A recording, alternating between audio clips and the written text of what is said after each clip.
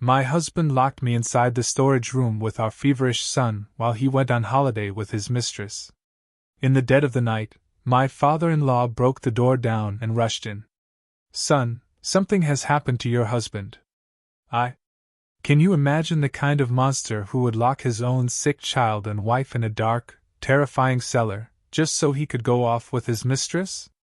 Because that's exactly what my husband did to me. And that was just the beginning of a nightmare that would expose a chilling web of betrayal, greed, and a shocking criminal underworld. It was just past 11 p.m. when my son Leo's soft moan ripped me from a fitful sleep. My hand flew to his forehead. It was scorching hot. A cold dread, like a physical blow, gripped my chest. My 5-year-old was burning up again. I grabbed a lukewarm washcloth, wiped his little face, then took his temperature. 102.2 degrees Fahrenheit. That red number on the digital thermometer pierced my eyes like a dagger. Shaking, I fumbled through the medicine cabinet. Empty. I'd used the last drop of Motrin that afternoon. We had to go. We had to go now. I scooped Leo's small, limp, sweltering body into my arms and raced downstairs. My husband, Ethan, was still in the living room, legs crossed on the sofa, scrolling through his phone. He was whistling, for God's sake, a cheerful tune. Dressed in a brand new designer outfit, his hair slicked back, a packed travel bag resting beside him. "Ethan!" I cried, my voice cracking with pure panic. "Leo's fever is dangerously high. We have to get him to the emergency room, right now." He looked up, a flicker of annoyance crossing his face. That familiar frown he wore whenever I dared to interrupt his leisure. "Can't you handle one kid?" His voice was cold, flat, utterly devoid of a single shred of concern. "He has a fever, so give him some medicine." "Why are you freaking out?" "We're out of medicine. And his fever is so high, Ethan. I'm terrified he'll have a seizure. We need to go, please, Ethan," I begged, tears blurring my vision. He stood up, irritated, but instead of moving toward us, he reached for his suitcase. "Call an Uber. I have an urgent matter to attend to." "What could possibly be more urgent than our son?" I practically screamed, the words tearing from my throat. "Aren't we supposed to go to the Hamptons tomorrow? You promised you would take Leo and me." At the mention of the trip, Ethan's expression hardened. Then, he let out a sneer, a twisted smile that made my stomach churn. "The Hamptons? You think you have the right to come? Look at yourself. You spend all day smelling like spit up and old takeout. Your clothes are a disgrace. You just embarrass me." He paused, then dropped the bombshell. "This trip is for me and Jessica." Jessica. The name hit me like a physical blow, a sledgehammer to the chest. Her. The beautiful, young mistress he'd been seeing for months. I knew everything, but I'd bitten my tongue, hoping he'd come to his senses for our son's sake. But tonight he had openly admitted it. Openly trampled on 6 years of marriage, on our family. What are you saying? How could you?" I stammered, my chest so tight I could barely breathe. "You're ruining the mood," he snapped, pulling out his phone. "Hello, Jess? I'm on my way." He spoke into the phone with a sickeningly sweet, loving tone, completely ignoring me, ignoring his feverish child. "Yeah, just a small problem. My blind wife is causing a scene." He hung up, then stared at me with eyes as cold as ice. "Stay home. Don't you dare go anywhere and make a scene. If I find out you've ruined this trip for me, don't blame me for being cruel." With that, he dragged his suitcase toward the front door. Like a madwoman, I ran with Leo in my arms, blocking his car door. "You can't go! Our son is terribly sick. You're his father. You can't just leave us like this." I pounded on the car window, sobbing in sheer despair. Ethan rolled down the window. His face contorted with a malice I had never seen before. "Do you want to die? Move!" When I didn't budge, he abruptly opened the car door, grabbed me by my hair, and dragged me back into the house. "Ah!" I screamed in pain. Leo, startled, began to wail in my arms. Without a shred of mercy, he pulled me through the living room toward the old, dark storage cellar at the back of the house. It was a damp, musty room, used only for broken furniture and junk. The air thick with the smell of mildew and mice. He shoved my son and me inside. "Stay in here and reflect on your behavior. When you learn your place, I'll be back." He slammed the heavy wooden door shut. The dry, cold sounds of the bolts sliding and the lock turning echoed through the darkness. Each sound was a knife, severing my last thread of hope. "Ethan, open the door! Don't lock us in here! Our son's fever is getting worse! Ethan!" I pounded on the door frantically, screaming until my voice was raw. But the only reply was the sound of his car engine fading into the night. Powerless, I collapsed onto the cold concrete floor, clutching my son tightly. Leo was crying uncontrollably, his small body growing hotter by the second. In the pitch-black darkness, all I could hear was my child's gasping breaths, and the sound of my own heart shattering into a million pieces. My husband, the father of my child, had just callously locked his own wife and son in a cellar, so he could enjoy a vacation with his mistress. Is there any hell more painful than this? The thick, cold darkness of the cellar swallowed us whole. The stench of mildew, mice, and old belongings assaulted my nostrils, making my chest feel even tighter. I sat huddled on the floor. Leo had stopped crying hysterically and had drifted off in my arms, but his body was still burning, his breath short and rapid. I pressed my cheek against his forehead, the heat radiating off him like a fire. What could I do? Locked in here, with no medicine, no water. My son wouldn't last long. Helplessness and despair tightened around my heart like an invisible vice. A pain so intense it was numbing. I scanned the darkness, searching for a glimmer of hope. The cellar's only window was high up, boarded over with wooden planks. A faint sliver of moonlight filtered through the cracks, casting thin streaks of light on the floor, not enough to see anything clearly. I could only sense the clutter of cardboard boxes and broken furniture piled around us. This was a prison my own husband had thrown us into. I took off my thin cardigan, dabbed it in my own tears, and gently wiped my son's forehead and neck, hoping it might cool him down even a little. He stirred, his dry lips murmuring in his delirious sleep. "Daddy! Ethan! Leo misses you." His innocent words were like 1,000 needles stabbing my heart. Fresh tears streamed down my face, not for myself, but for him. He was too young to understand the cruelty of the father he adored. He still saw his dad as a hero, the greatest father in the world. He didn't know that his hero was now enjoying himself with another woman while his own son battled a high fever in a dark, filthy cellar. Memories of the past flooded back, as vivid as if they were yesterday. I remembered the first day I met Ethan. He was a talented young architect, and I was just an innocent, naive college senior. He came into my life like a prince with a warm smile and gentle eyes. He said he loved my simplicity and kindness. He said he didn't care that I was an orphan from a modest background. He promised to protect and cherish me for the rest of my life. I believed him. I believed all his sweet promises. I defied the disapproval of his mother, Eleanor, a woman who prized social status above all else, to become his wife. I thought that with his love, I could overcome anything. And for the first few years of our marriage, we were incredibly happy. He was a thoughtful husband. He would help with chores after work, massage my shoulders. On weekends he'd take me for walks and we'd eat at food trucks I loved. When I was pregnant with Leo, he was overjoyed to the point of tears. He took care of my every need, forbidding me from doing any heavy lifting. He would press his ear to my belly and whisper to our son. During those days I thought I was the happiest woman in the world. But when did it all start to change? Was it after his family's company hit a rough patch and he had to beg his mother for help? Or was it when Jessica appeared with her youthful charm and flattering words that opened his eyes? He started coming home later. Family dinners became rare. He no longer cared about my feelings, replacing them with sharp words and cold stares. He started listening to his mother's selfish and cruel remarks. I tried to hold on. I tried to forgive.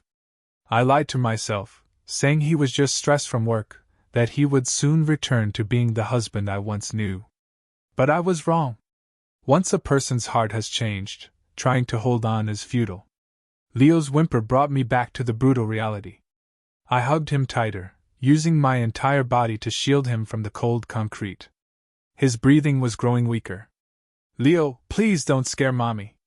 Hang on, son. Someone will come and save us, I whispered, though I didn't know who to believe in. Who would save us? Eleanor, my mother-in-law, who never once accepted me as her daughter? She was probably celebrating getting rid of the thorn in her side. My father-in-law, Arthur, was a quiet, reserved man. In all these years, he never interfered in our marriage. Never stood up for me against his wife's bitterness. I couldn't count on him. I was truly at a dead end. I stared helplessly at the silent wooden door. Despair washed over me. Were my son and I going to die in here? Die in the cold, alone, and despised by the person I loved most? The thought made me shudder. No, I couldn't die. I had to live. To raise my son. To make the person who caused us this pain pay. But what could I do? Utterly exhausted, I could only hold my son and cry, hot tears rolling down my cheeks and onto his feverish face. Just as I felt the last flicker of hope dying out, I heard a strange sound from outside. Screech, scrape. It was faint, like metal grinding against metal, slow and dry. My heart leaped. What was that? Was it the wind blowing a branch against the roof? Or a rat gnawing on something? I held my breath, straining to hear. Another sound, this time clearer, click, like someone was trying to pick the lock. Was it Ethan? Had he come back? Or was it a burglar? Whoever it was, would they be our escape, or another door to an even worse hell? The dry click of the lock turning echoed in the dead silence of the cellar, and my entire body went rigid. All thoughts ceased, replaced by a primal fear that squeezed my chest.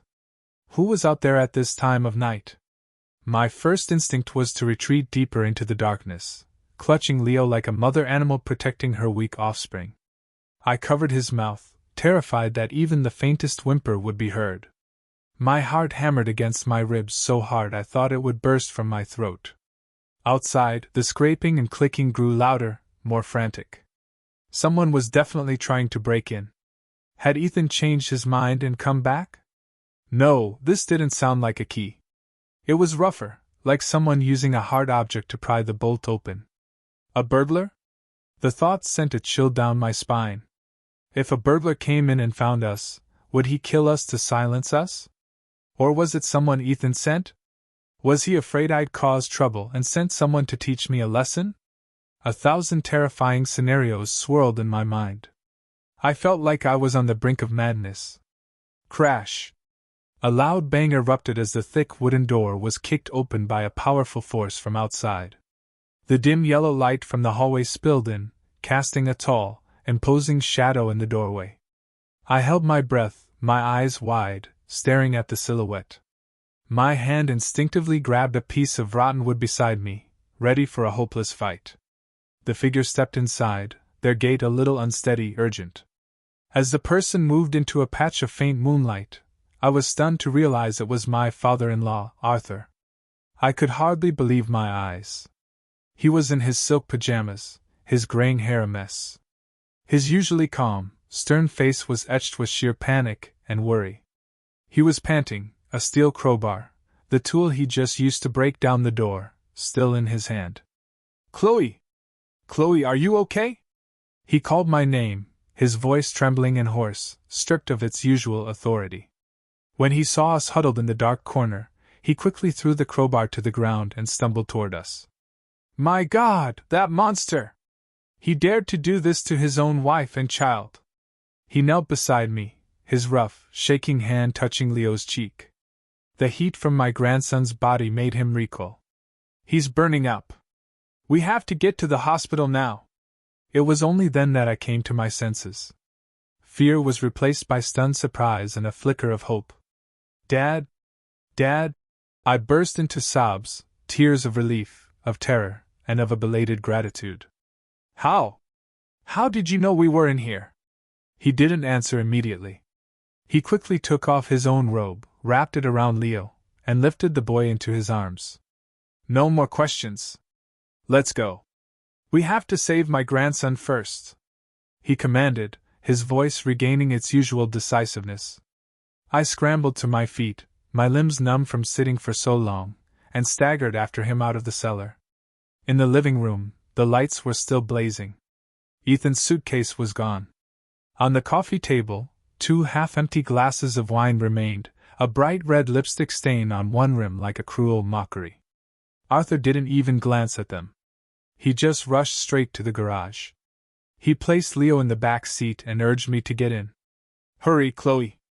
The luxury sedan, which he normally only used for important events, now tore through the night like a wounded animal.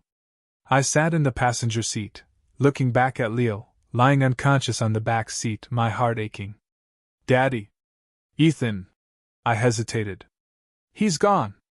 Arthur cut me off, his voice cold as steel. His hands gripped the steering wheel so tightly his knuckles turned white. He left with that tramp. I saw everything. It turned out he couldn't sleep tonight. He had gone out onto the balcony for some air and happened to see Ethan's car leaving, but inside wasn't me and Leo. It was Jessica. A bad feeling washed over him, and he went downstairs to look for us. He found our bedroom empty and couldn't reach Ethan by phone. He searched the whole house until, passing the cellar, he heard my faint muffled sobs. I'm useless. I've been too lenient with him for too long. He ground it out, his voice filled with regret. I thought it was just a phase, that he would come to his senses. I never imagined he could lose his humanity like this. I remained silent, tears streaming down my face again. So he knew. He knew Ethan was cheating. He knew what I was enduring. But he had chosen to stay silent. That silence was perhaps another invisible knife that had helped push me into tonight's hell. The car sped down the empty street. The streetlights flashed across his aged face, illuminating the deep wrinkles of pain and remorse. The hospital was only a few blocks away. I turned to look at my son. He was still unconscious, his breathing growing fainter. Hang on, my love. We're almost there, I whispered. Just then, Arthur's phone rang. It was an unknown number. He frowned and put it on speaker. Hello? A panicked, unfamiliar male voice came through. Excuse me, is this the emergency contact for the owner of the vehicle with license plate 51X? My heart skipped a beat. That was Ethan's license plate. Yes, I'm his father. What's wrong? Arthur growled. Sir, his car was just in an accident on the Long Island Expressway. It's very critical. My ears started to ring, and everything went dark. Ethan in an accident right now, just after he had heartlessly abandoned us for his mistress? A vicious sense of satisfaction flickered within me, but it was immediately replaced by overwhelming confusion. As much as I hated him, I never wished him dead. He was still my son's father. The phone slipped from Arthur's hand and fell to the floor. The car swerved dangerously. Dad! I screamed, grabbing the steering wheel. Arthur was stunned, his eyes vacant. Staring straight ahead, he muttered, Retribution! It's divine retribution! The car screeched to a halt in front of the hospital emergency entrance. But now my mind was not only consumed with worry for my son, but also with a tangled mess of chaos. My cruel husband was lying on the brink of death, and my father-in-law, who had just rescued me from one hell, seemed to be sinking into another of his own. The night was far from over. The emergency room doors swung shut, sealing me off from my son's world. I stood frozen in the cold hospital corridor, my mind a complete blank. The sharp smell of antiseptic, the squeak of gurney wheels, the urgent calls of nurses, it all blended into a distant, chaotic buzz. I couldn't hear any of it. In my ears, there was only the sound of Leo's weak, ragged breathing and the silent scream in my own chest. My child, my life, was in there, fighting for his life, and I could only stand here helpless. A thin hand rested on my shoulder. I turned. It was my father-in-law, Arthur. His face was now ashen, his eyes bloodshot and vacant. "Chloe," he began, his voice raspy. "Ethan, he's in the ER down the hall." I followed his gaze. Not far away, another set of emergency room doors were lit up. I knew Ethan was in there. The husband who had ruthlessly pushed my son and me to the brink of death. A strange feeling crept over me. Not worry, not satisfaction, but a terrifying emptiness. Every emotion I had for that man seemed to have died in the cellar. Now my mind had room for only one concern. "Leo, you should go see how he is," Arthur said, his voice heavy with exhaustion. I shook my head, my eyes fixed on the doors to my son's room. "I'm staying here for Leo." My answer was brief but firm. Arthur stared at me, perhaps surprised by my coldness, but then in his tired eyes, the surprise was replaced by a look of sorrow and understanding. He said nothing more, just stood silently beside me. Both of us staring at the same door. Two people waiting for two lives, but our hearts in two completely different worlds. Time crawled by, each second a form of torture. I paced back and forth, my hands clasped tightly in prayer. I prayed to God, to any divine being who could hear my plea. "Please save my son. He's so small, so innocent. Let me bear all the sin, all the retribution." Arthur slumped onto a waiting room chair, his head in his hands. His once straight back seemed to have stooped. I knew his pain was 100 times greater than mine. On one side, his grandson was in critical condition. On the other, his only son was fighting for his life. Both pains were tearing him apart. Finally, after what felt like an eternity, the doors to Leo's ER opened. A young doctor stepped out, removing his mask. Arthur and I rushed forward. "Doctor, my son, my grandson! How is he?" The doctor gave us a small, reassuring smile. "You were lucky you brought him in time. The boy had a febrile seizure caused by a viral infection. We've managed to lower his fever and stabilize him. He's out of immediate danger, but will need to be monitored for a few days." Hearing this, my legs gave out, and I sank to the floor, tears of joy streaming down my face. My son was saved. Thank God. Arthur let out a long sigh of relief and helped me up. "That's wonderful. Thank you. Thank you so much." Leo was moved to the pediatric ward. Seeing him sleeping peacefully in his bed, his face still pale, but his breathing steady, a true sense of peace finally settled over me. I sat by his bed, holding his tiny hand to my cheek. As long as he was here, no other storm mattered. Arthur stood at the doorway for a long time watching us, then quietly turned and left. A short while later he returned, holding a key and a small piece of paper. He handed them to me. "Chloe, take these." I looked at him, confused. "What is this, Dad?" "It's the key to the safe in my office. The combination is Leo's birthday," he said, his voice low and strangely resolute. "Inside are the company's seal, the deeds to all our properties, and several stock portfolios. From now on, you will hold on to them." I was so stunned, I almost dropped the key. "Dad, what are you saying? Why would you give these to me?" Arthur looked me straight in the eye, his expression no longer vacant, but filled with steely determination. "I've been weak for too long. I stayed silent and let you and your son suffer. The price we've paid today is too high. Whether Ethan lives or dies, he no longer has the right to manage this family. As for your mother-in-law, she has been blinded by money and indulgence." He squeezed my hand that held the key. "Chloe, I know you are a good, strong, and sensible person. I can't trust anyone else but you. From now on, you will make all the decisions for this family. Use these to protect yourself and to raise Leo properly. Don't let anyone bully you ever again. Not even your mother-in-law." His words, his trust, brought fresh tears to my eyes. My father-in-law, the man I always thought of as stern and distant, was the one who saw everything and was now handing me a sword and a shield to defend myself. I held the key, feeling its weight. Not just the weight of metal, but the weight of responsibility, of a new future opening before me. Just then, a nurse from Ethan's ER ran toward us, out of breath. "Sir, the doctor needs to speak with Ethan Hayes' family immediately." Arthur flinched and stood up. I instinctively moved to follow, but the nurse added something that made both of us freeze. "And the patient's wife just arrived.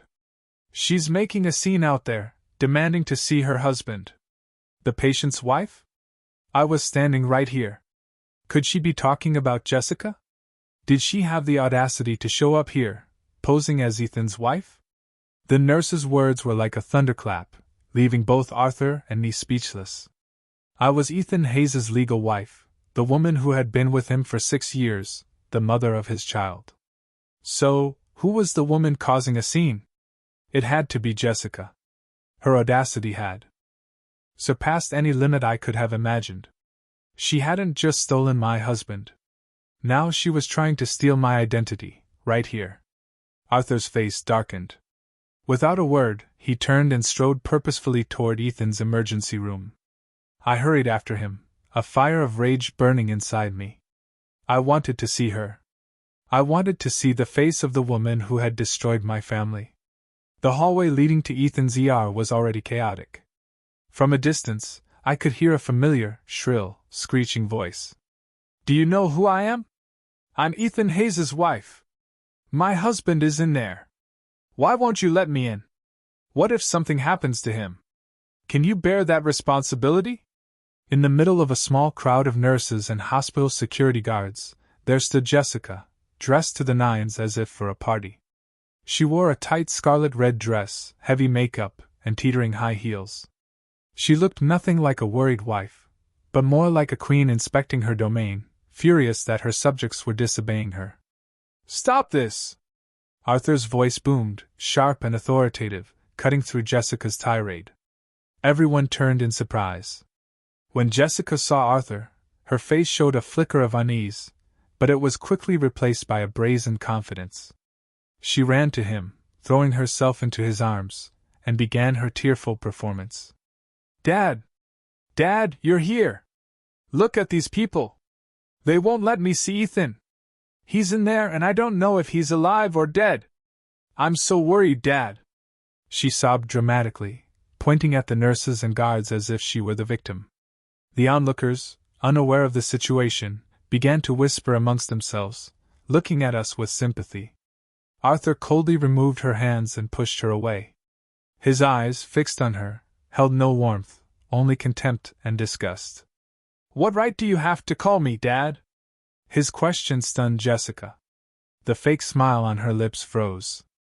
"Dad, what are you saying? I'm Ethan's wife." "Wife?" Arthur let out a harsh, chilling laugh.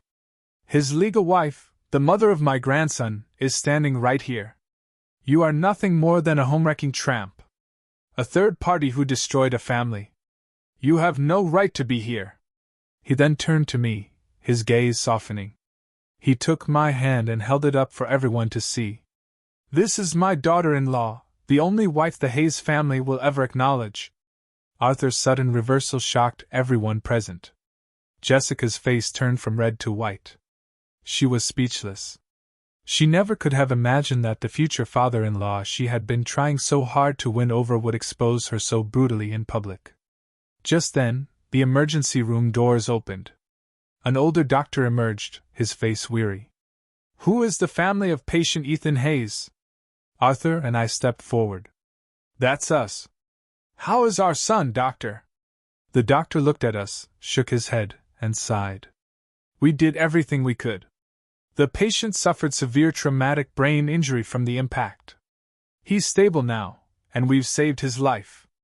But," he paused, as if searching for the least painful words, "but the brain damage is extensive. It's highly likely he will never wake up. He will live in a persistent vegetative state." A vegetative state. The word struck me like a physical blow. Even though the love was gone, hearing that the man I had once shared my life with would spend the rest of his days as a soulless body still filled me with a sense of sorrow. But the one who completely broke down was Jessica. "No! That's impossible!" she screamed, her voice shrill and crazed. Ethan can't be like this. He promised to marry me, to give me a life of luxury. You're lying. All of you are lying to me. She lunged forward, trying to force her way into the ER, but was restrained by security guards. Greed and desperation had turned her into a wild animal, devoid of reason. Let me go! Ethan! My money! My mansion! My cars! She shrieked and struggled. Her delirious words unintentionally exposed everything. The crowd now understood. They looked at her with contempt. She wasn't here because she was worried about Ethan's life. She was worried about the fortune he had promised her. Arthur signaled to security. Get her out of here! Don't let her filth contaminate this place! Jessica was dragged away by 2 strong guards, still screaming curses. Her flashy red figure disappeared down the hall, leaving behind a heavy silence and a tragedy whose curtain had just fallen. I stood there watching, feeling no satisfaction, only a deep melancholic sadness. Human greed is a terrifying thing. It can turn a beautiful young woman into a monster willing to trample on life and morality. Eleanor, my mother-in-law, arrived at the hospital shortly after, likely tipped off by someone.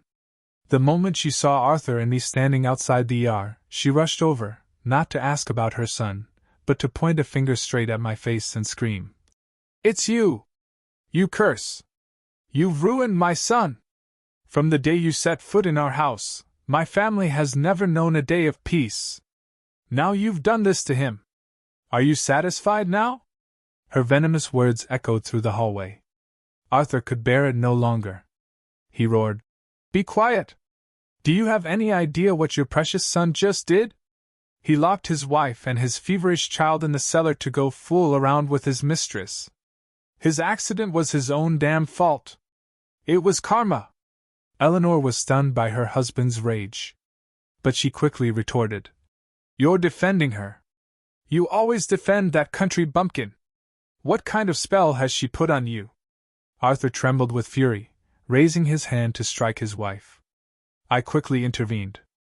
Dad, please stop. This is a hospital. I knew that now, a new war within my family was just beginning. A war between justice and humanity on one side, and blind, cruel selfishness on the other. And I, once a victim, had been thrust into the center of it. In the following days, the hospital became my second home. My life was split in 2. Half spent in the pediatric ward with Leo, the other half running over to the intensive care unit to check on Ethan. Leo's fever was completely gone, and he was back to his laughing, chattering self.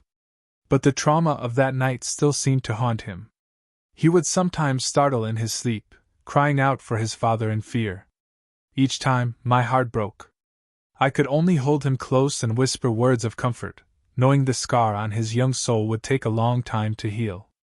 As for Ethan, he lay there, motionless and unresponsive. The modern machines around him beeped in a steady, cold rhythm. The only proof that he was still in this world. The doctor said his condition showed no improvement. He was truly in a vegetative state, a shadow of his former self. I visited him not out of love or duty. Love was dead, and duty had vanished after what he'd done. I went, perhaps, out of a final shred of human decency, because he was, after all, my son's father. I would stand there, looking at the man who was once my entire world, feeling nothing. No love, no hate, just a painful, alien emptiness. After her outbursts at the hospital, Eleanor no longer dared to raise her voice at me. The stark truth about her precious son, combined with Arthur's firm stance, seemed to have intimidated her, but I knew it was only a temporary silence. Inside that woman was a volcano of resentment, waiting to erupt. She visited Ethan often, but always chose times when I wasn't there. She came and went like a ghost, her eyes always fixed on me like daggers. My life drifted on in a state of exhaustion and stagnation until one afternoon, as I was peeling an apple for Leo, Arthur walked into the room. He looked much older, but his eyes were firm. He sat down and looked at me for a long time before speaking, his voice low and clear. Chloe, you can't live like this forever. I looked up, not understanding. Leo is well now. And Ethan, he will likely never wake up. You have your whole future ahead of you. You can't bear your youth in this hospital, in the shadow of a man who is no longer himself. But what am I supposed to do, Dad? I asked, my voice filled with confusion. I don't know where to go. Go home, Arthur replied simply, and start learning to be the master of your own life. I told you, from now on, you will be the one making the decisions. I want you to go back, not as a submissive daughter-in-law, but as the head of this family. His words left me speechless. Me, a woman who had only known the kitchen and her child. How could I possibly manage an entire estate, a major corporation? I can't do it, Dad. I don't know the first thing about business. Arthur smiled, a rare sight on his weathered face. No one is born knowing everything. If you don't know, you learn. When I first started, I was just a mechanic with nothing to my name. What matters isn't what you know, but whether you have the courage to do it. He looked deep into my eyes, his gaze imbuing me with an invisible strength. Chloe, you are intelligent, patient, and most importantly, you have a kind heart. Those are things money can't buy, things that Ethan and his mother will never have. I believe in you. Do it for yourself, and for Leo's future. That day, my son and I left the hospital and returned to the mansion I thought I would never want to see again. But this time, my mindset was completely different. I was no longer a shadow, a guest in my own home. I returned as someone who was about to learn how to fight for what was hers. As I stepped through the familiar doorway, I saw Eleanor sitting there. I thought you were planning to leave for good, she sneered. I said nothing, simply leading Leo past her. Stop! She barked. Who gave you permission to leave without my consent? Do you even consider me your mother-in-law anymore? I stopped and slowly turned to face her, looking directly into her eyes. My gaze no longer held the fear and submissiveness of before, but a calm that was almost cold. Mother, I have returned to my home. I brought my son to his room. I don't believe I need anyone's permission for that. My attitude stunned Eleanor. She had probably never seen me talk back to her like this. You! She stammered, speechless with rage. Just then, Arthur came down from the upper floor. Are you trying to cause trouble again? He growled. Chloe just brought our grandson home from the hospital. If you can't say a single kind word, then at least don't look for a fight. Eleanor shot up from her seat. Look at her, Arthur! She doesn't respect anyone anymore. She probably thinks that with Ethan lying there, she can take over and seize all the family's assets, doesn't she? Yes, Arthur replied, his voice firm. From now on, all assets of this family, all major decisions in the company will be decided by Chloe alone. That is my decision. Do you have a problem with that? Eleanor's jaw dropped. She couldn't believe what she was hearing. Her plans to control the finances, to bring in a distant nephew as the new heir, all evaporated into thin air. She looked at me with an expression of pure hatred. Fine. Very well, you two. Very well. She seethed, then stormed off to her room. I knew that from this moment on, the war in my family had truly begun. But I was no longer afraid. I had my father-in-law's support, and most importantly, I had a reason to fight. In the days that followed, I began to acquaint myself with a completely alien world. Arthur became my mentor. He took me to the company, introduced me to key executives. He taught me how to read financial reports, analyze the market, and negotiate with partners. At first, I was completely lost. Everything was new and complex. But through perseverance and relentless effort, I gradually began to understand. I stayed up until 2 or 3 in the morning studying documents. I was the first to arrive and the last to leave, attending every single meeting.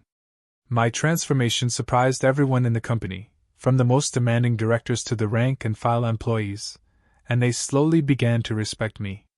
While digging into the company's affairs, I discovered many irregularities, unexplained expenses, ridiculously overpriced contracts with shell companies, projects with mysterious cost overruns, all bearing Ethan's signature. It seemed he was not only a philandering husband but also someone who had been using his position to embezzle from the company for years.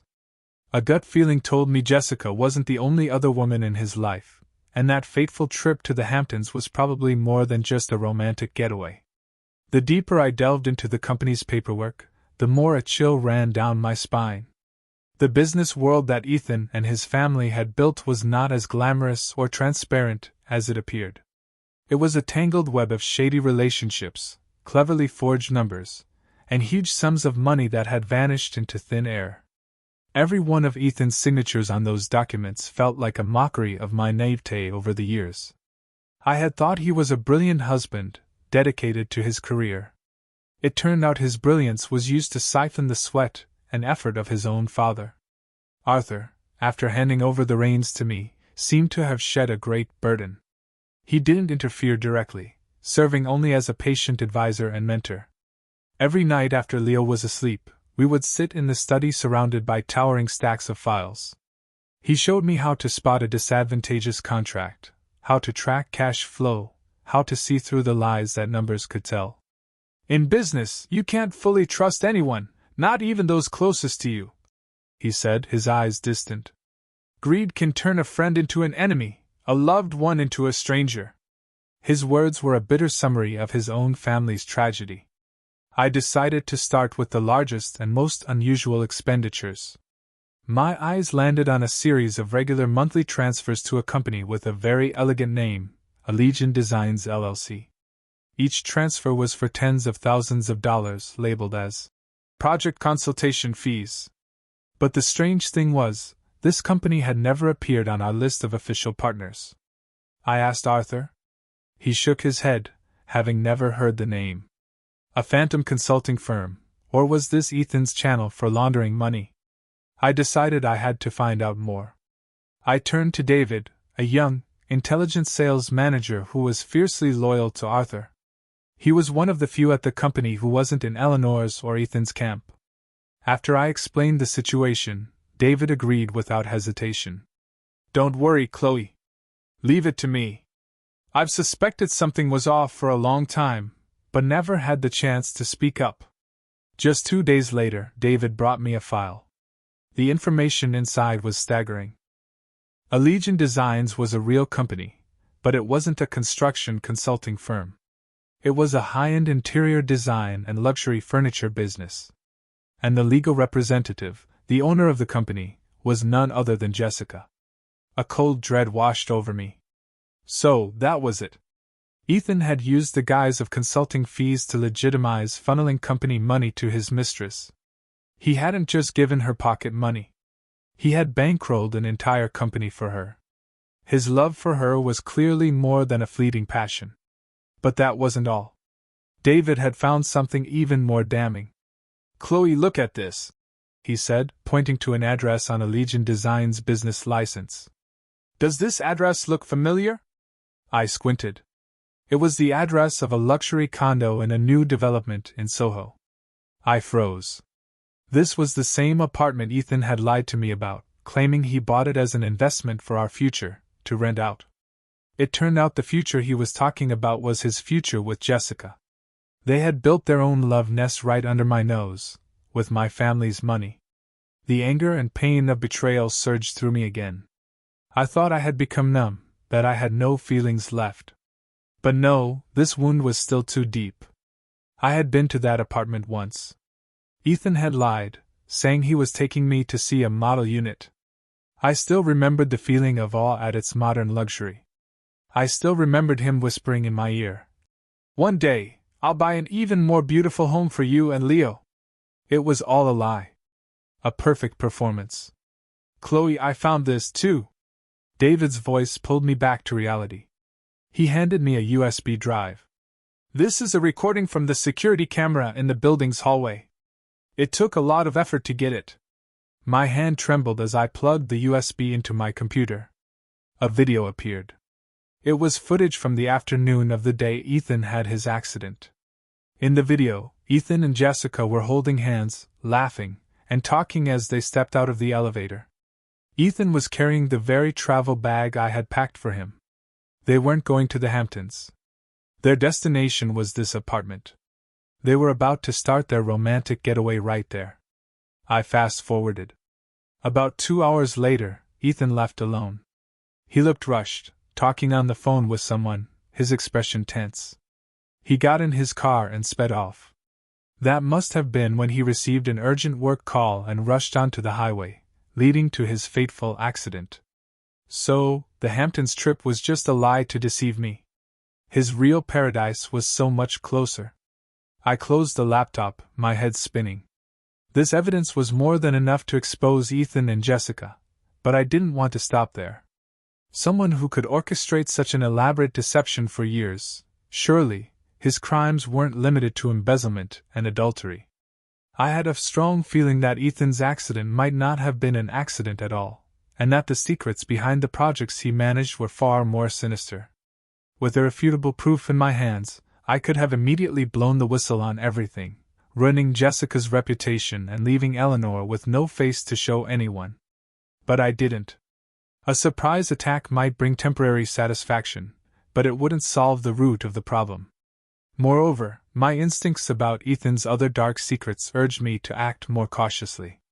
I needed to peel back his layers one by one, carefully and surely, until the rotten core was fully exposed to the light. I decided not to expose them immediately, but to start by cutting off their lifeblood, money. My plan began on a bright Monday morning. I woke up earlier than usual, chose a navy blue power suit, and applied light but sharp makeup. I looked at myself in the mirror, no longer the weak, submissive Chloe of yesterday. My eyes now held a steely resolve and a hint of coldness. Today I would make my first move. I went to the office and called an emergency meeting with the accounting department and David. To everyone's surprise, I issued a decisive order. As of today, I am ordering a review and temporary suspension of all payments for consulting contracts with Allegiant Designs. Furthermore, freeze all supplementary corporate credit cards issued to non-employees. The head of accounting, a middle-aged woman known to be one of Eleanor's loyalists, immediately objected. "Miss Hayes, we can't do that. The contracts with Allegiant Designs were personally approved by CEO Ethan Hayes and have been paid regularly for 2 years. As for the supplementary cards, one of them belongs to the chairman's wife, Mrs. Eleanor Hayes. If we freeze it without authorization when she finds out..." I cut her off, my voice quiet but powerful enough to silence the room. "What did you just say? The chairman's wife? To my knowledge, the current chairman of the board is Mr. Arthur Hayes. My mother-in-law, Mrs. Eleanor Hayes, holds no official position in this company. So, on what grounds is she using a corporate credit card with no spending limit?" The head accountant was speechless, her face pale. "As for Allegiant Designs," I continued, my sharp gaze sweeping over everyone, "I suspect this company is a front for money laundering. I have already asked our legal department to investigate. Until we have a definitive result, all transactions are to be halted. This is my order as the acting head of this company, with the full authority of Chairman Arthur Hayes. Does anyone have any objections?" The meeting room was dead silent. The power Arthur had given me was now in full effect. No one dared to argue. As I expected, the storm broke just a few hours later. The first person to call me was Eleanor. She was at a high-end department store, and her familiar black card had been declined. "You! What did you do to my card?" She screeched into the phone, her voice filled with rage. "You dared to lock my card? Do you know who I am?" I replied calmly, my voice even. "Mother, I am simply following company policy. Corporate credit cards are for employees for business-related expenses. You are not an employee, so I was forced to revoke it. You dared to lecture me? This company belongs to my family. I can spend whatever I want. Mother, the company is an independent legal entity, not the personal property of anyone. From now on, for all personal expenses, please use your own money," I said, then hung up, giving her no chance to curse me further. I could imagine her face. She must have been furious enough to burst. Her life of luxury and endless shopping sprees brought to an abrupt end. The next person to find me was Jessica. She didn't call. She came straight to the office. She was still fashionably dressed, but her face lacked its usual arrogant confidence. She was stopped at the reception desk. I watched her on the security monitor from my office. She tried to look pitiful, telling the receptionist she had an urgent matter to report to me. I let her up. Entering my office, Jessica looked around with envious eyes. "Chloe," she began, her voice sickeningly sweet. "I heard our company is suspending the contract with my firm.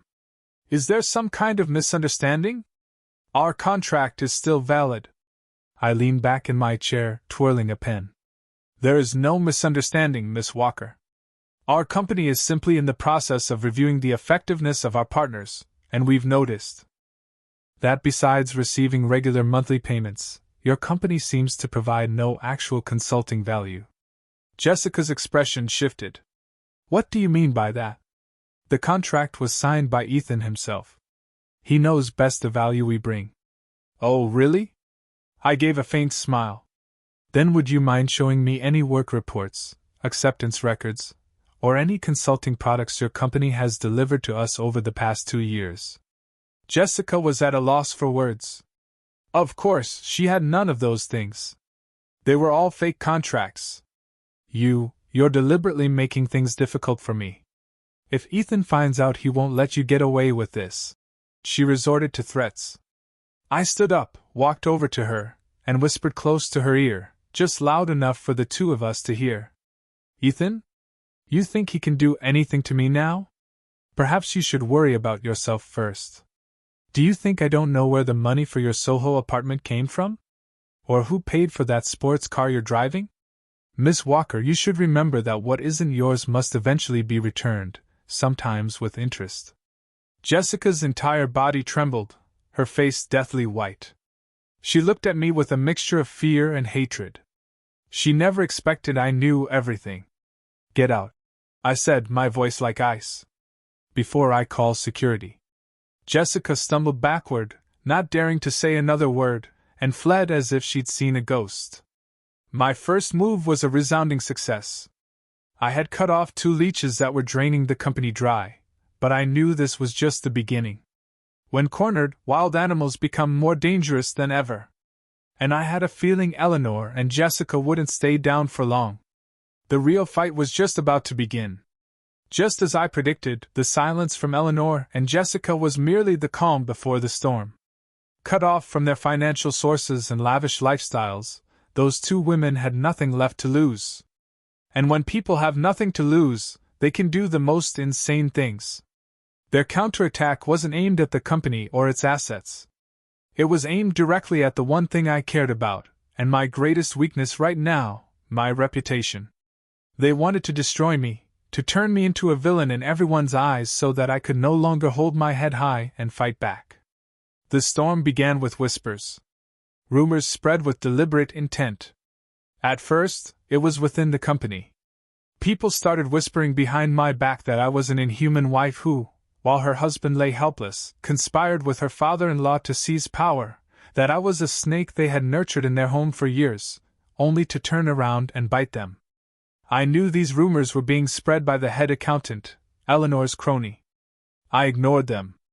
I focused on my work, believing my actions would be the best response, but I had underestimated their viciousness. When the office gossip wasn't enough to bring me down, they decided to take the story public, turning it into a melodrama to win public sympathy. One morning, as I arrived at the office, David rushed into my office, his face pale. "Chloe, we have a problem. You need to see this." He placed a tabloid newspaper on my desk. On the front page, a sensational headline screamed at me. "The ugly truth behind a billionaire's tragedy. Wife's twisted affair and plot to seize fortune as husband lies dying." Below was a long, tear-jerking article. It spun a completely fabricated story. It claimed Ethan and I were a happy couple until I had an affair with another man, heavily implying it was David. When Ethan found out, he was so heartbroken that he drove recklessly and caused the accident. The article went on to accuse me of not even visiting my husband in the hospital, instead colluding with my father-in-law to take over the company, kick my mother-in-law out of her home, and cut off all her financial support. Accompanying the article were purposefully taken photos.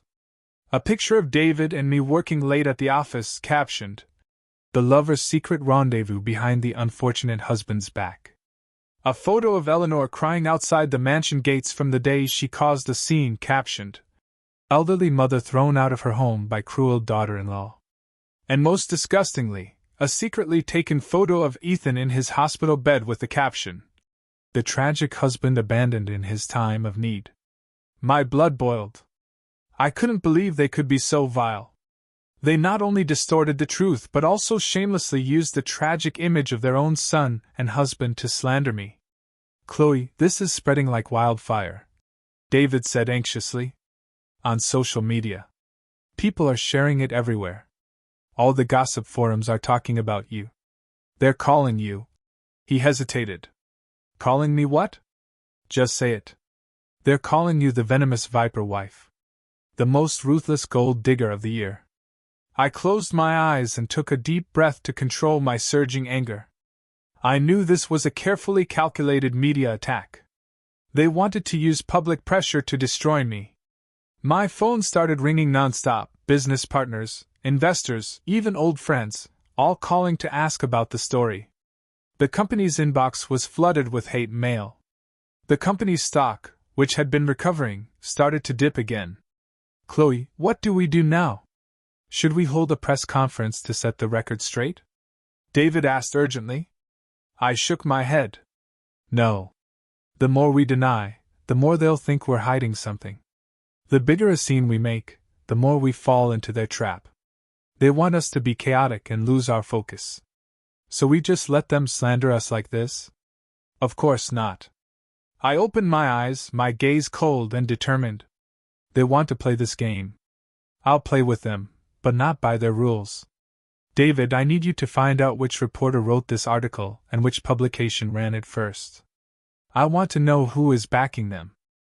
I knew the best way to put out a fire isn't to pour water on the flames, but to find and cut off its oxygen supply. Eleanor and Jessica were just puppets. There had to be a smarter, more malicious puppeteer pulling the strings from behind the scenes. Someone who knew how to manipulate the media and public opinion. Jessica had connections in the entertainment world. Had she enlisted some powerful force? This was no longer just a family feud. It had become a war on the media front. A war where one small mistake could cost me everything. But I wasn't afraid. They had underestimated me. They thought a woman who was only used to the kitchen would easily crumble under public scrutiny. They didn't know that even a worm will turn. And a woman cornered while protecting her honor and her child is more fearsome than any storm. The media storm was more ferocious than I had imagined. My name was dragged through the mud everywhere, from tabloids to social media forums. My photos were turned into malicious memes. People fabricated all sorts of stories about my past, twisting my narrative from a sympathetic orphan into a scheming, manipulative gold digger. The pressure from public opinion was an invisible but devastating weapon. Employees at the company started looking at me differently, with suspicion and distance. A few partners began to hesitate, delaying the signing of new contracts. The ship I was trying to right was once again in danger of sinking. But the one who was hurt the most wasn't me. One afternoon, I went to pick up Leo from school. He didn't run out to hug me as usual. He walked out slowly, head down, his eyes red and swollen. "Leo, what's wrong? Did someone bully you?" I knelt down, worried. He didn't answer, just shook his head and buried his face in my chest, sobbing. I held him, my heart aching. I knew why he was crying. Those vicious rumors weren't just aimed at me. They were stabbing daggers into my son's innocent soul. That night, I called Arthur and told him everything. His voice on the other end was grim, filled with anger, but also calm. "I know. The company's lawyer reported it this morning. Don't worry, Chloe. It's just the dirty tricks of petty people. You stay focused on your work. Let me handle everything outside." "But Dad..." "Leo..." My voice choked. "I understand. Bring him to my house for a few days. We have people to look after him here." No one will bother him. As for you, you need to be even stronger. This is the moment to prove your strength." His words were like a sedative, helping me regain my composure. He was right. I couldn't fall. I was fighting not just for myself, but for my son. While I temporarily retreated from the storm, David worked efficiently.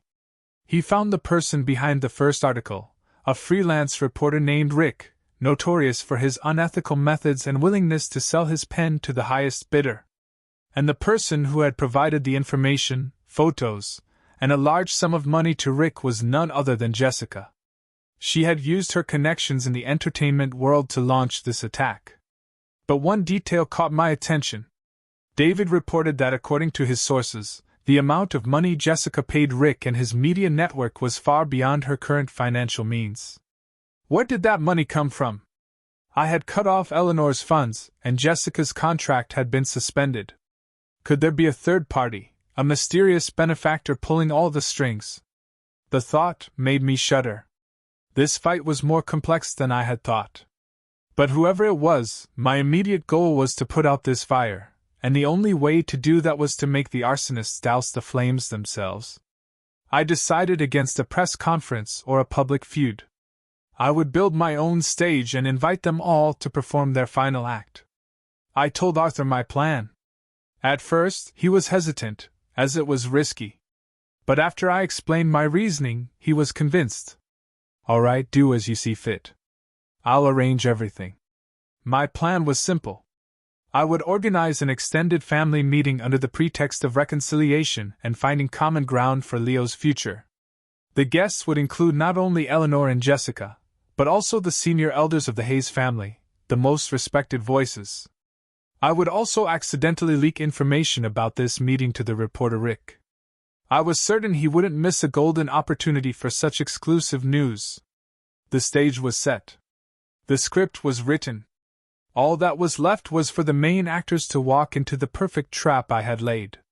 The meeting was set for a weekend afternoon at the Hayes family estate. The location was symbolic. It was the seat of power, the guardian of the family's legacy and principles. And today, it would witness the downfall of those who had used that legacy as a shield for their vile deeds. I arrived early with Arthur to prepare. I wasn't wearing a suit, but a simple white silk dress with minimal makeup. I wanted to appear as a daughter-in-law and a mother, not a cold businesswoman. Eleanor and Jessica arrived together. Eleanor was still playing the victim, her eyes red, needing support to walk. Jessica wore a somber black dress, looking respectable, but unable to hide the triumphant glint in her eyes. She probably thought I had been forced to surrender, to appeal to the family's judgment. The family elders arrived one by one. They were all older, reputable individuals. Their eyes held a mix of scrutiny and pity as they looked at me. I knew the rumors had influenced them. When everyone was seated, I stood and bowed. "Uncles, aunts, cousins, thank you for coming. I've taken the liberty of inviting you all here today to resolve the misunderstandings and conflicts that have troubled our family. I know these unfortunate events have affected the honor of our family name, and for that I am truly sorry."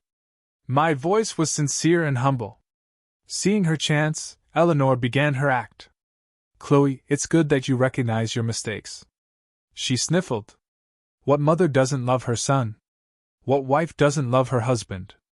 But before she could finish, a few unfamiliar figures appeared at the gate, brandishing cameras. The real show was about to begin. The unexpected arrival of the press made the already tense atmosphere in the formal drawing room even more suffocating. The elders frowned in disapproval. Eleanor and Jessica exchanged a knowing, triumphant look. They thought this was their backup, arranged to pressure me and turn this family meeting into a public trial where I was the defendant. Arthur started to get up to have security remove them, but I gave him a subtle shake of my head, signaling him to remain calm. Everything was going according to my script. My apologies, everyone. It seems someone has leaked information about our meeting, I said, feigning slight distress. But since it has come to this, I think it might be for the best. With the press as witnesses, everything will be fair and transparent. I have nothing to hide. Hearing this, Eleanor and Jessica looked even more smug. They had no idea that this group of reporters, including Rick, had been invited by a secret source I had arranged, and the envelopes they had received were much thicker than anything Jessica had paid. Very well. If Chloe says so. One of the most respected elders spoke up. Then let us begin. Tell us what has happened. Eleanor didn't give me a chance to speak first. She immediately stood up and launched into her tearful monologue. She recounted the perfectly fabricated story from the tabloids. How I had been unfaithful, how heartbroken she was to discover my affair, how I had ruthlessly seized the family assets and kicked her out of her own home. She acted so convincingly that even I almost believed her tragic tale. The camera flashes were relentless. When she finished, Jessica seamlessly took over. She didn't cry. She portrayed herself as a concerned outsider who couldn't stand by and watch an injustice. Uncles Ethan and I were just close friends, she said, her voice filled with sincerity. Because I was so close to him, I witnessed his pain when Chloe betrayed him. I tried many times to persuade Chloe to reconsider, to return to her family, but she wouldn't listen. She even said, she paused, feigning reluctance, that she couldn't waste her life with a husband who was about to become an invalid. That last line was a knife to the heart. Vicious. Her cruelty knew no bounds. She not only slandered me but also used the most heartless words to describe the man she called a close friend. A murmur went through the room. All eyes were now on me, filled with judgment and reproach. Rick, the reporter, was scribbling furiously, a smug look on his face. Their performance was perfect. They had successfully painted me as an unforgivable villain. I listened to it all in silence. I didn't interrupt, didn't argue.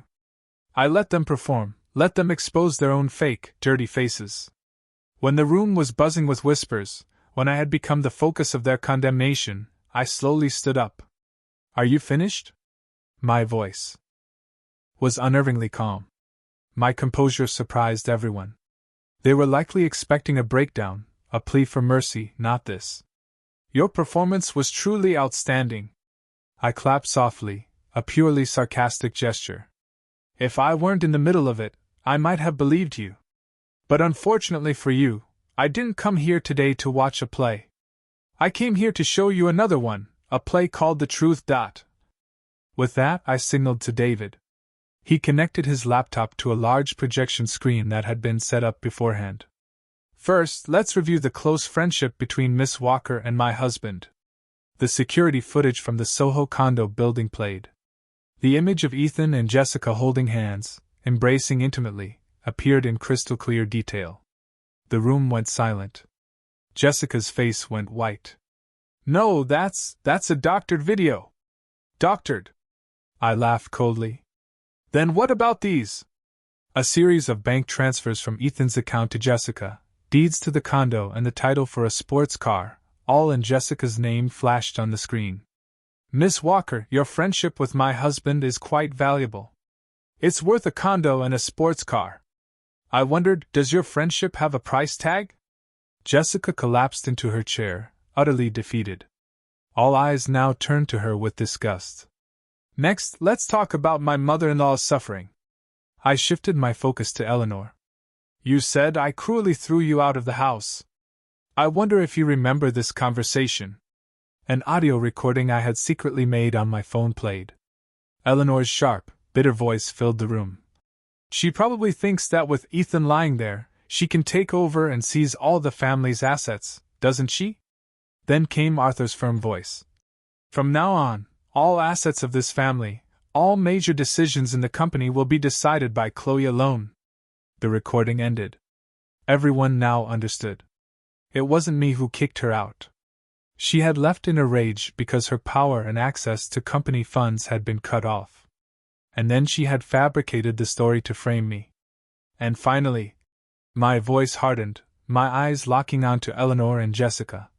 Regarding the story of my affair and my plot to seize the assets. This is the real truth. I played the final recording. It was a conversation between David and the reporter Rick, which David had secretly recorded. In the audio, Rick admitted everything. It was Miss Walker who hired me. She gave me a huge sum of money, provided all the info and photos, and told me to write a shocking story. The more I could slander Miss Hayes, the better. She said if she could take Miss Hayes down, she would have everything, and she wouldn't forget my share. Every scheme, every dirty trick was laid bare. The room was plunged into a dreadful silence. The elders' faces were purple with rage. The reporters were in a frenzy, their cameras aimed squarely at the two women who now sat stunned, their faces drained of all color. Eleanor and Jessica were utterly defeated. They had dug their own graves, and I had just pushed them in, burying them in shame and disgrace. Their play was over, but mine, the final judgment, was still to come. The family meeting ended in chaos and humiliation for Eleanor and Jessica. Faced with irrefutable evidence, they had nothing to say in their defense. The family elders, after learning the truth, were furious. They, on behalf of the entire family, bowed their heads in apology to me and Arthur for their misguided judgment, and promptly disowned Eleanor, declaring her a disgrace to the family name. Eleanor, once a powerful matriarch, now had nothing. No money, no honor, and no family.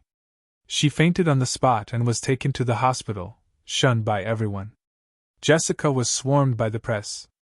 She tried frantically to escape, but there was nowhere to run. Sharp questions were hurled at her.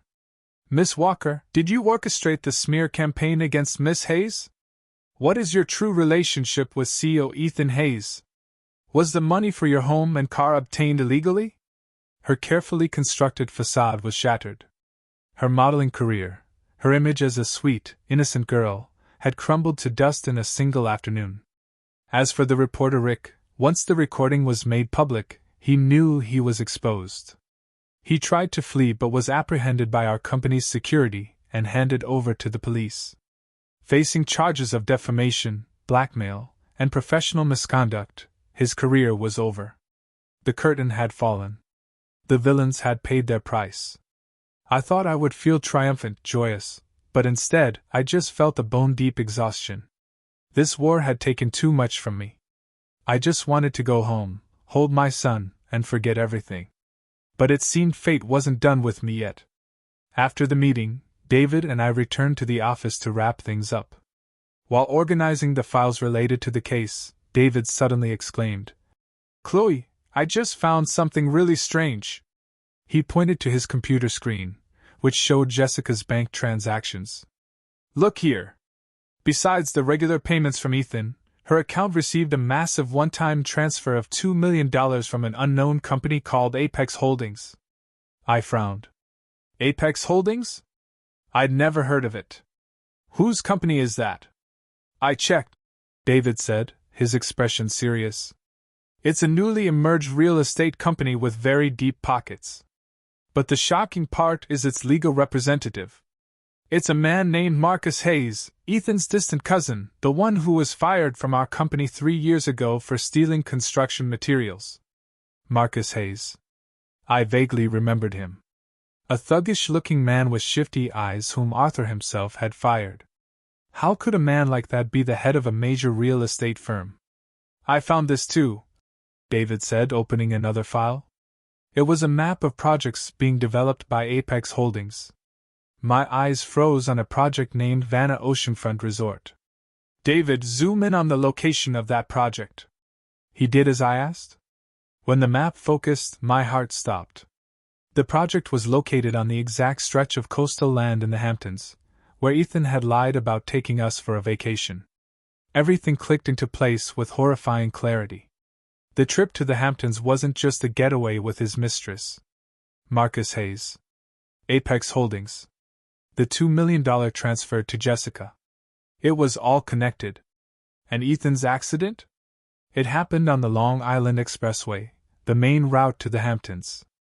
Was that just a coincidence? David, I want you to investigate everything about Apex Holdings and this Marcus Hayes. I want to know where their money comes from, if there's anything shady about their projects, and specifically find out where Marcus Hayes was and what he was doing on the day of Ethan's accident. I ordered, my voice firm. A woman's intuition. The intuition of someone who had been deceived was telling me that behind the affair and embezzlement lay a much more terrifying truth. A truth that might involve life and death.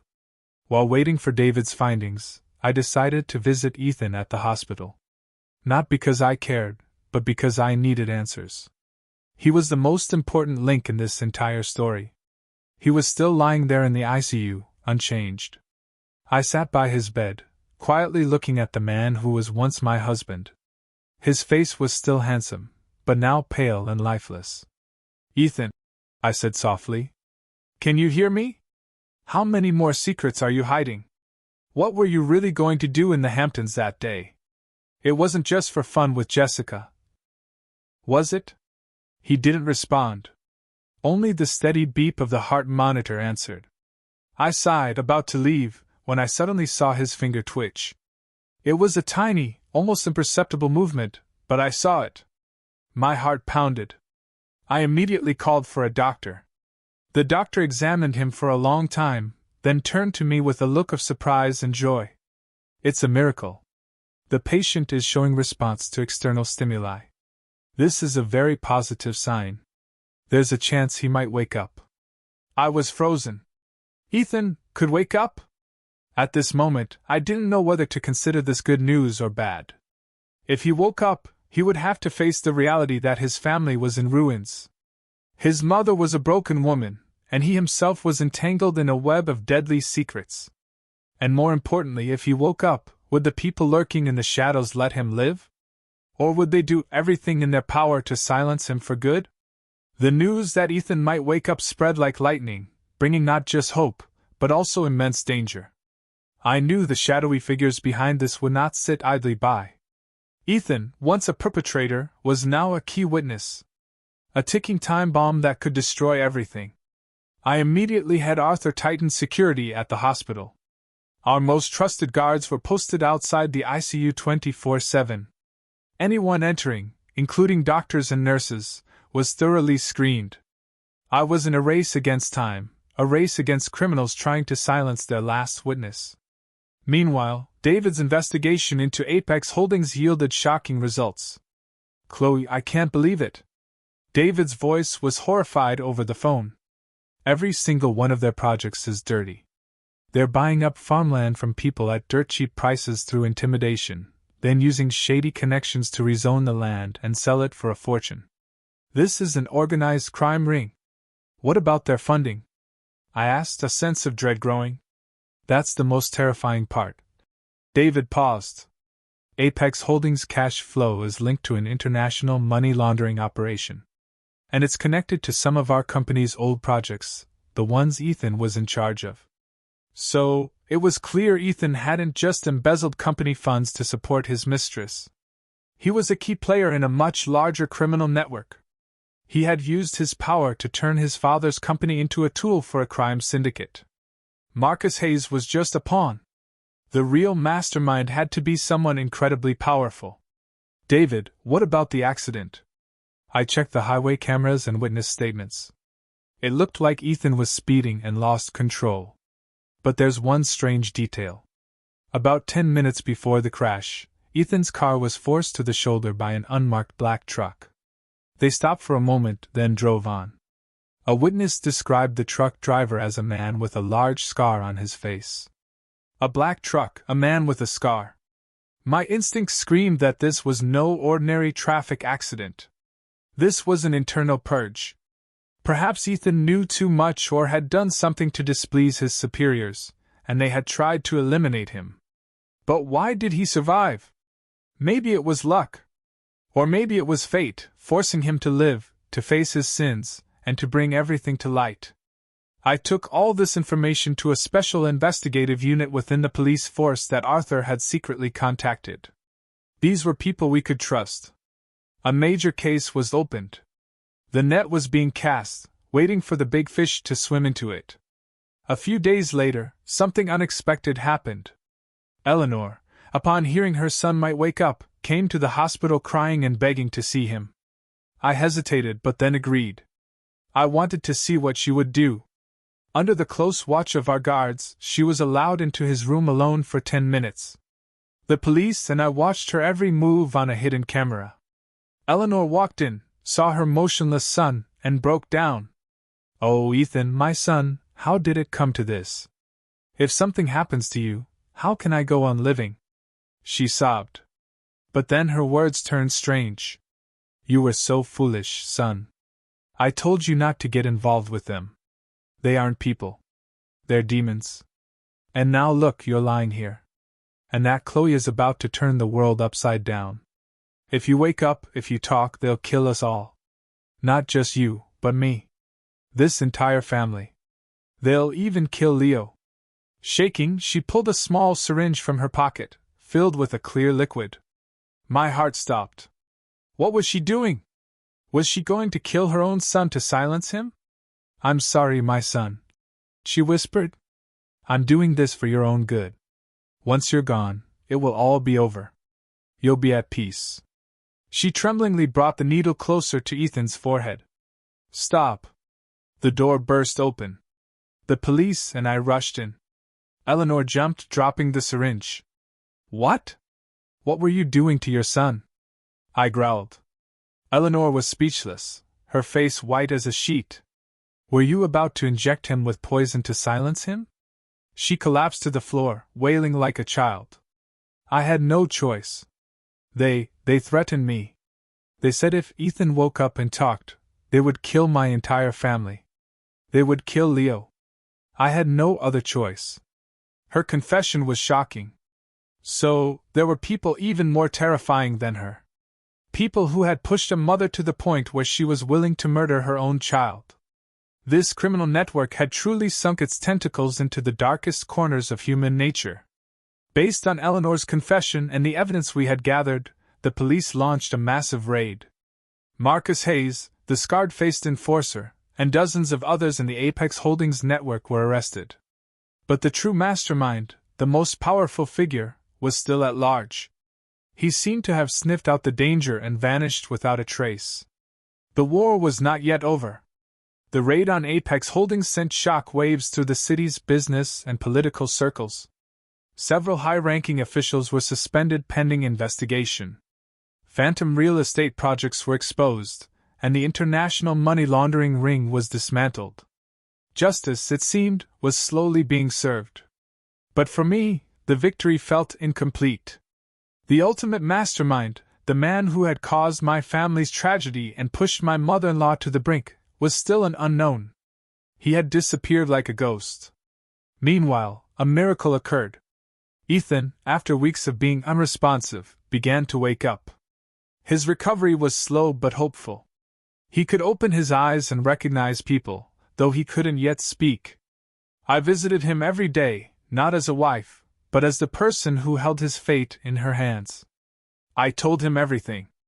I told him how his mother and I had been locked in the cellar, how his own mother had tried to kill him, about the fall of the Hayes family, and about the crimes he himself had committed.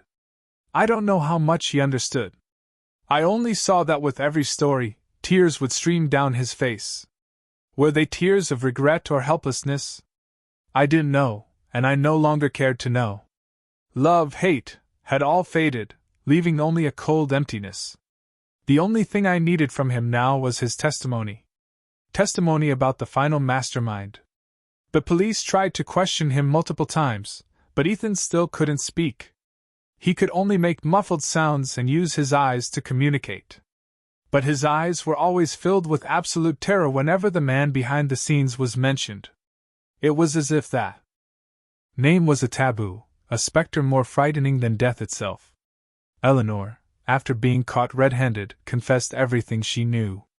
But her information was vague. She only knew of a big boss, behind Ethan, someone with immense power who could decide the fate of her entire family. She had been threatened and forced to obey.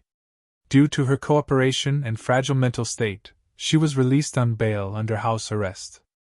Every day she would come to the hospital and watch her son's room from a distance, never daring to go closer. The once arrogant woman was now just a silent shadow, living with her guilt and belated regret. As for Jessica, when the crime ring was busted, she knew she couldn't escape. She quickly sold her assets and tried to flee the country, but she was arrested at the airport. Facing overwhelming evidence of her complicity in money laundering and fraud, along with the defamation charges, she received a fitting sentence from the law. My life slowly returned to a kind of peace, but it was a heavy peace. I faced a difficult choice every day. Ethan was no longer a threat. He was just an invalid who would live the rest of his life in dependency and torment. I could easily file for divorce, cut all ties, and let him fend for himself. It would be sweet revenge, a deserved ending for what he'd done. But whenever I looked at Leo, I couldn't bring myself to do it. He often asked to visit his dad. He would sit by the bed, telling his father stories from school, showing him his drawings. He would take his father's hand and press it to his cheek. "Daddy, get well soon so we can play soccer." His innocent words cut me to the core. No matter how terrible a husband and criminal Ethan was, he was still Leo's father. Would robbing my son of his only father be too cruel? I was at a crossroads. One path led to complete revenge, where I could shed the past and start a new, unburdened life. The other led to forgiveness, and incomplete, heavy forgiveness, but one that might preserve a sense of family for my son, however broken it was. Arthur, aged by the ordeal, no longer interfered with my decisions. He only said, "Chloe, do what your heart tells you. Whatever you decide, I will always support you." One afternoon, I was sitting by Ethan's bed, peeling an apple for him out of habit. Suddenly he spoke. A weak, hoarse, but clear voice. "Chloe." I froze, nearly dropping the knife. I looked up. He was looking at me. His eyes clearer, more present. "I'm sorry." He struggled to get those two words out. Tears streamed down his face again. I looked at him. My heart a tangled mess of emotions. Hatred, pity, the lingering sense of our marriage. It all swirled together. I didn't know how to respond. Just then, my phone buzzed. It was David. "Chloe! We found him! We found his hideout!" His voice was ecstatic. "The final mastermind. He's hiding out in a seaside villa in Montauk. The police are on their way." I shot to my feet, my heart pounding. The day had finally come. I looked at Ethan, then out the window at the setting sun. Forgiveness or punishment? A peaceful life or a fight to the very end? I had to make the final choice myself. And I knew that whichever path I chose, this storm was not yet truly over. The raid in Montauk was swift and clean. The final mastermind, a powerful and well-respected businessman who had manipulated everything from the shadows, was arrested as he was about to board a yacht to escape the country. He never imagined the criminal empire he had built over decades could collapse so quickly. On the day he was brought back to the city, I went to see him, not for satisfaction, but to put a final, definitive end to the past. Through the window of the police car, I saw a familiar face. It was the man from some of Arthur's old photographs. A man my father-in-law had once called a friend. Greed truly can turn a friend into a foe. A man into a monster. The case closed with the harshest sentences for the guilty. Justice, though delayed, had been served. My family company's name and honor were cleared. Everything seemed to have returned to its rightful order. After that day, I made my choice. I didn't choose revenge, nor did I choose easy forgiveness. I chose my own path, a path for my son's future and for my own peace of mind. I filed for divorce. The hearing was quiet, with no disputes or accusations. Ethan, in his condition, couldn't be present. He sent a letter which his lawyer read aloud. In it, he accepted all my terms, relinquishing all rights to our assets and custody of our son. He asked for only one thing, to be allowed to see Leo from time to time. I agreed. I did it not for him, but for my son. I didn't want Leo to grow up with a heart full of hatred. I wanted him to know that his father had made mistakes and had paid the price, but he was still his father. After the divorce, I didn't cast Ethan out. I used a portion of my own assets to place him in the best long-term rehabilitation center where he could receive proper care. I did it not out of love, but out of a sense of shared history. The history of 6 years as husband and wife, the duty of one human being to another, at their lowest point.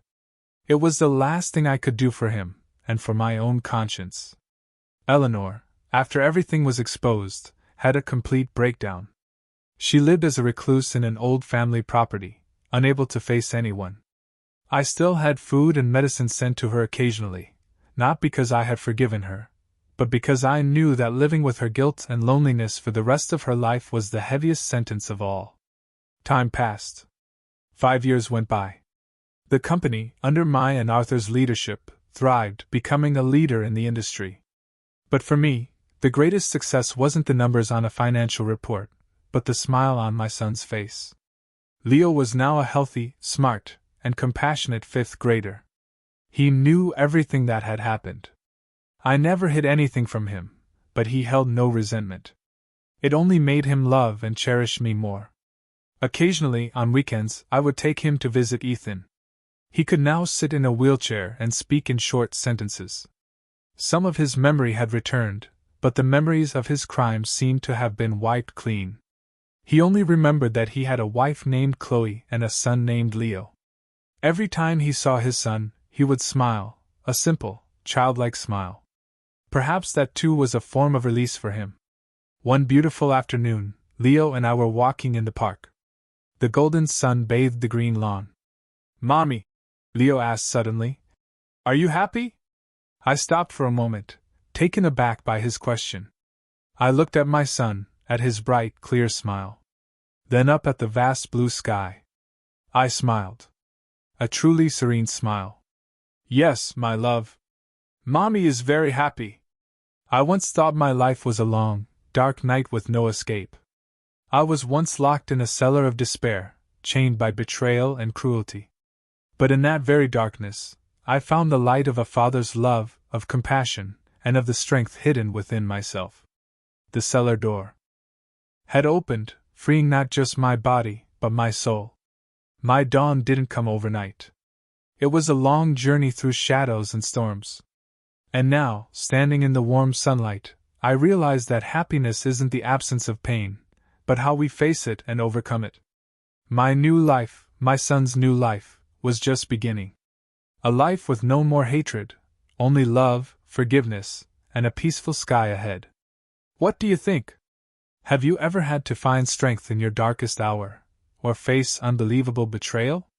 Let me know your thoughts and experiences in the comments below. I'd love to hear from you.